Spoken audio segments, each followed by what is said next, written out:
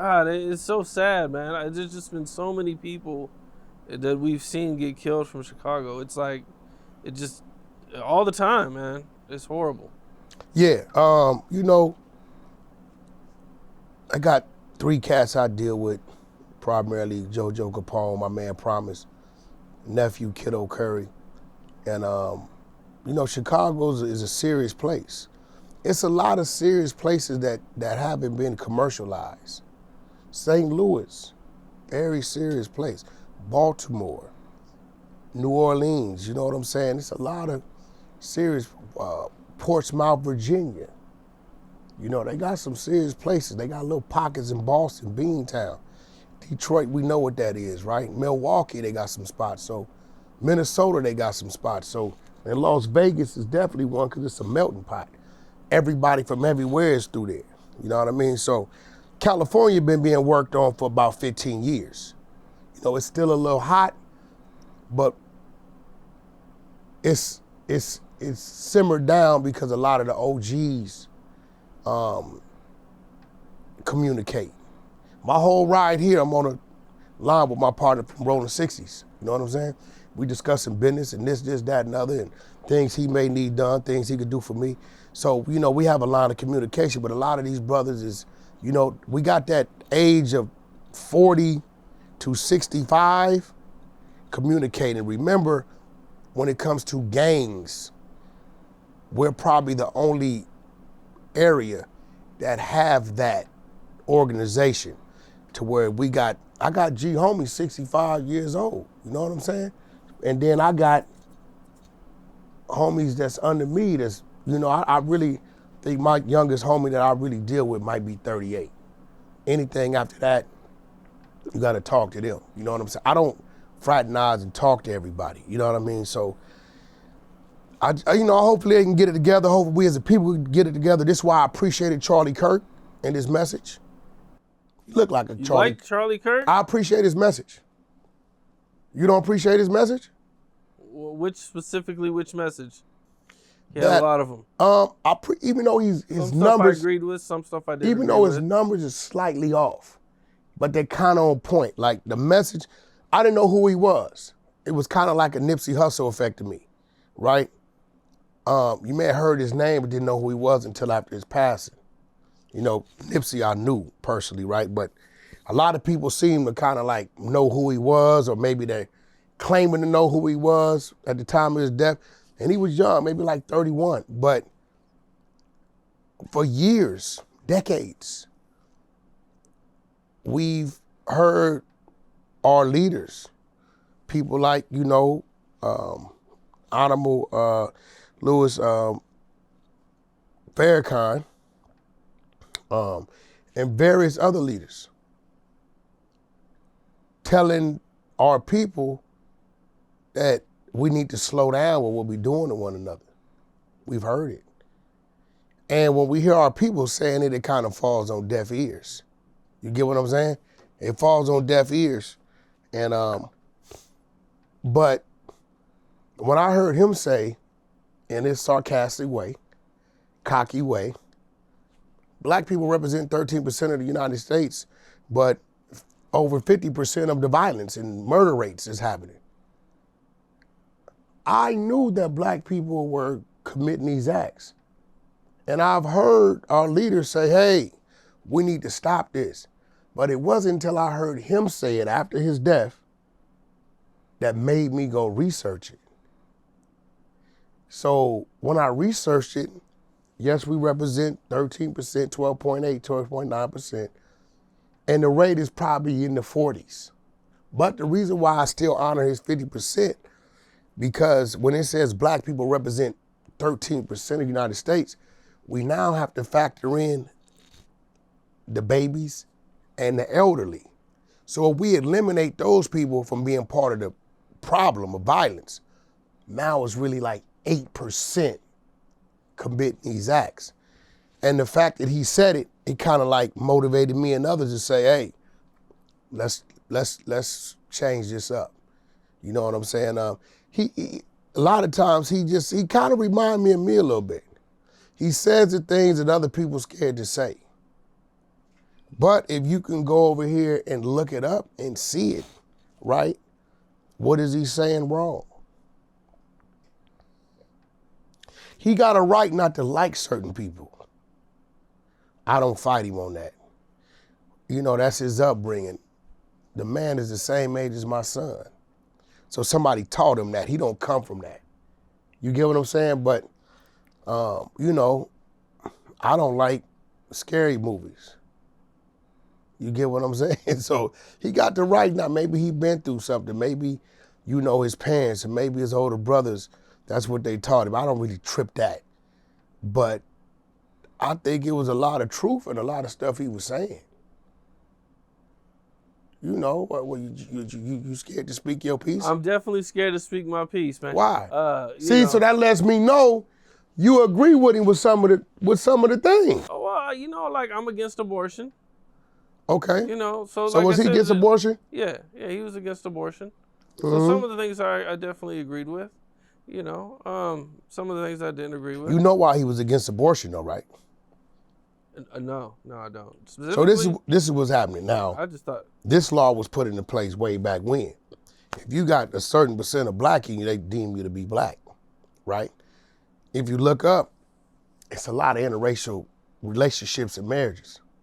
So now if you got 1 million white women who have sex with 1 million blacks or Hispanics and have children, right? Instead of it being a million Caucasian babies coming, now that's 1 million Hispanic or black babies coming into this world, right? Then you have more Caucasian women going to the abortion clinics than anybody else, right? So now they're not having the children that's by the white man, and then the white women that are getting impregnated by other races, those children are not born white. So the only way to try to get that number back right and solid, eliminate abortion and force those children here. That's real.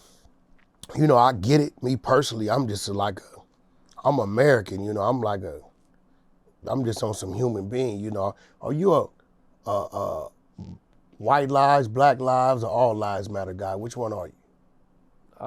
Black Lives Matter for sure. You Black Lives Matter? See, I'm an all lives matter guy. I can't say black lives are the only ones that matter, and I got friends that's Jewish, Caucasian, and you know, Hispanic, and you know what I'm saying? So all black lives are in all lives.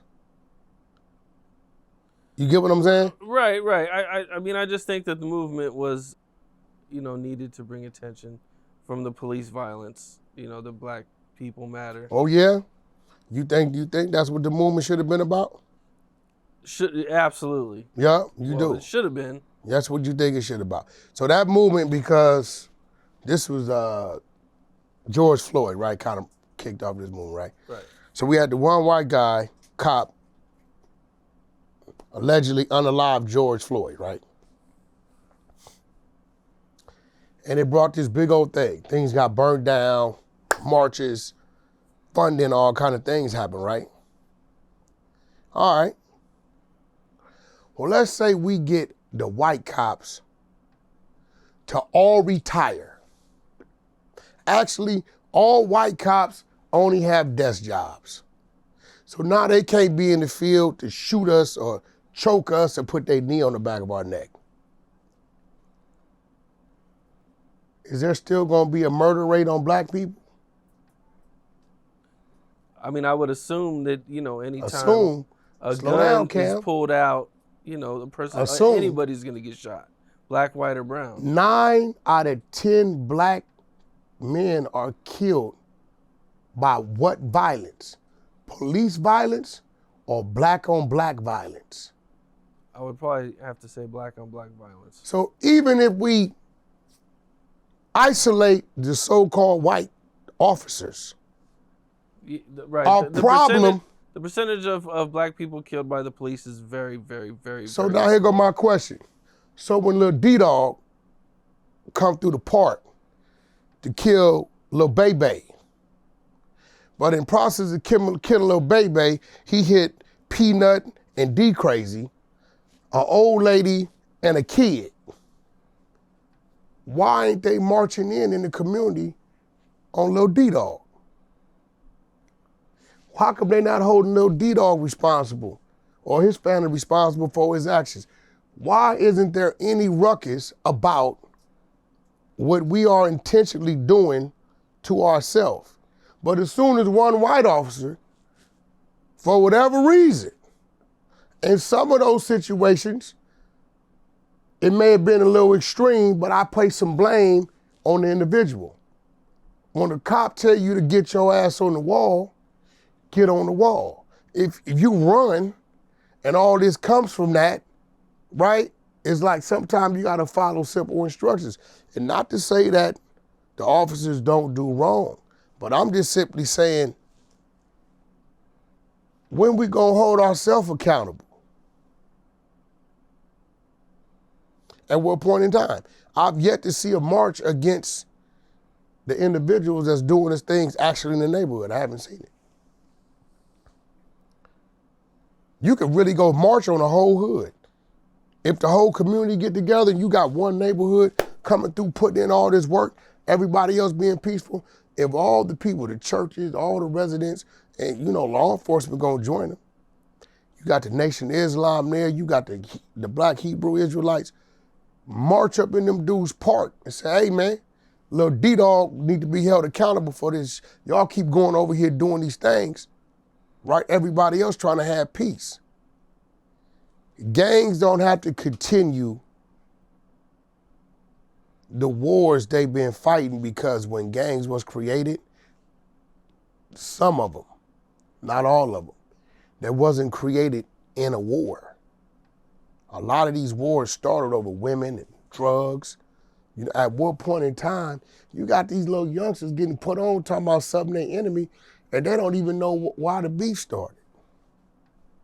So when we go, at what point in time we gonna hold ourselves responsible or accountable? That's what I'm waiting to look for. So until then, I'm gonna look at the full scope. I'm gonna look at everything, the whole playing field. Okay, that cop shot dude unjustly. Let's do something about that.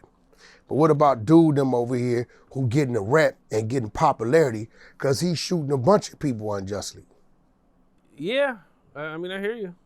I hear you, man. It's the whole politics and all that stuff. It's a tough thing, man, because it seems like there's people, they're gonna take their side, whether it be the police side or black people's side, no matter how wrong their side is. Yeah. And that's the problem. That's one of the main problems. Is like you got people who they're gonna ride with the police, and you got people they're gonna ride with black people, and no matter what happens or the video footage comes out, they're not, they're just sticking to their side, man. That's a fact. I'm a roll with the politics of what's right, what's wrong, and just call a spade a spade. I don't mind being the underdog. I don't mind not getting the popularity vote. You know what I'm saying? It is what it is. I can't play sheep, and our people, we need to work on ourselves. I watch you out, I check you out. It ain't your fault. But I'm watching all the podcasts, empowering and creating the new gangbangers of podcasting. I'm checking y'all out. You think so? You're saying the podcasters are creating the new gangbangers? Yeah, I don't do that. Well, okay, you can't find that on my platform.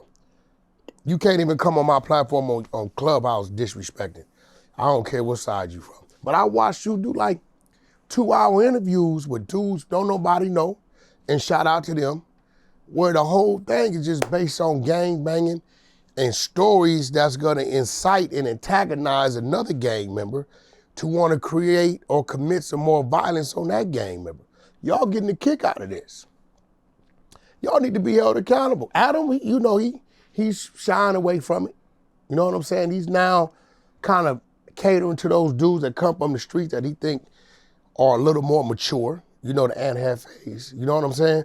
That, come from some, but they mature, and he's like, giving them a lane to help assist them in what they doing. But yeah, I don't do that. But it seemed to me like y'all like to, they said, well shit, Brick Baby in jail, this other dude in jail, he in jail,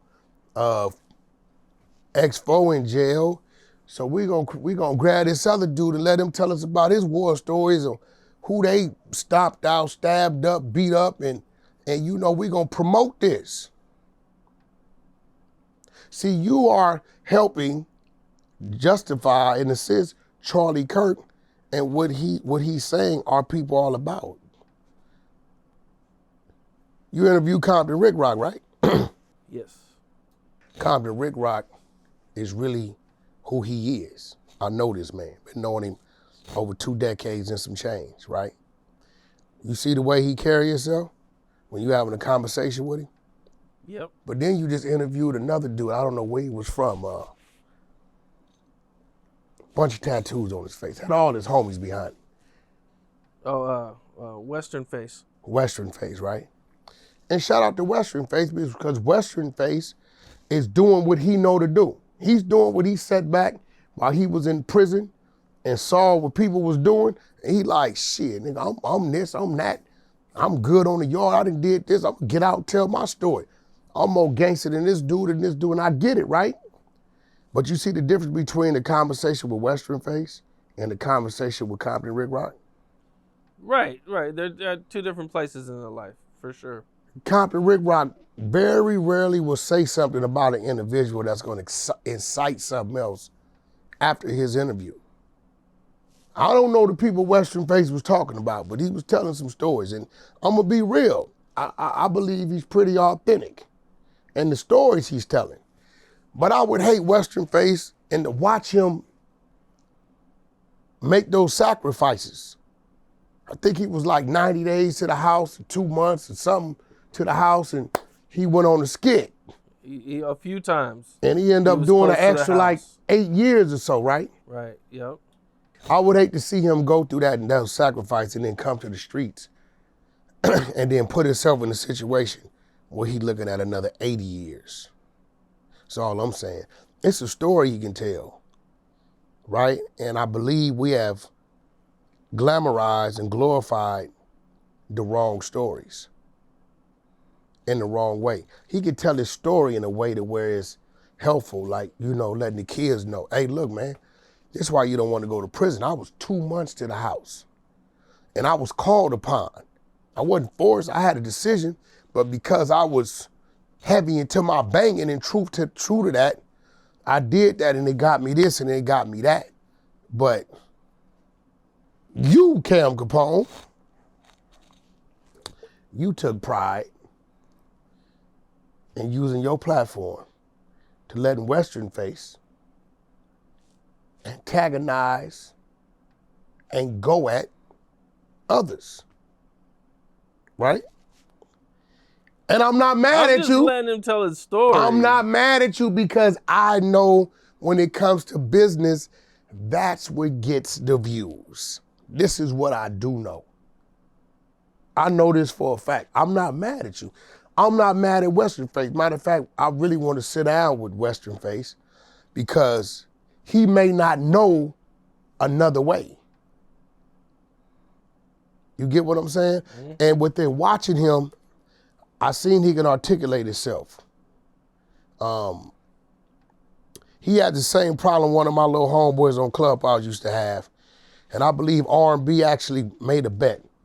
Every other word was on Bloods, on Power Rook. His name was Bumpy from Skyline Power Rook. R&B challenged him to see if he could minimize it.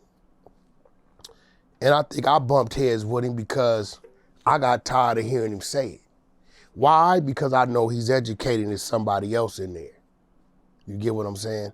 See, one thing a dude like Western Face could do with the kids today, he tatted up, he decorated, is he can get the kids' attention. But if he can deliver the right message, it's a whole lot of opportunities out there for him. Yeah, definitely. He said that after our interview that he's gotten a whole bunch of opportunities. Actually, he just texted me that today. Yeah, I don't remember where he's from. I'm not a gangbanger, so I don't care with nobody. You Crip blood, whatever. I don't care. I'm gonna respect you as long as you respect me. I'm from where I'm from. I'm always be from where I'm from. I'm a Valley boy, A18 from Pacoima.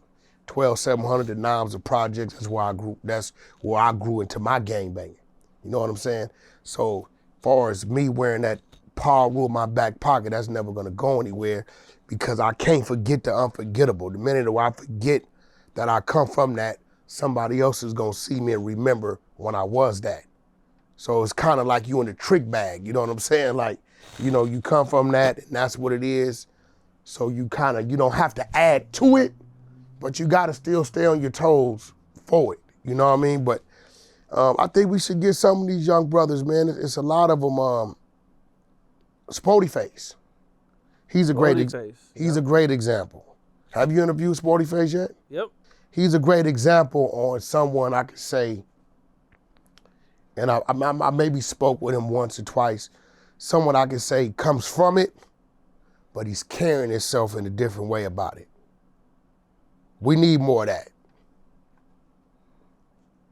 Gotta have more of that. If we're on a mission to prove Charlie Kirk wrong. Okay. You know, we're gonna call the movie Anti-Charlie.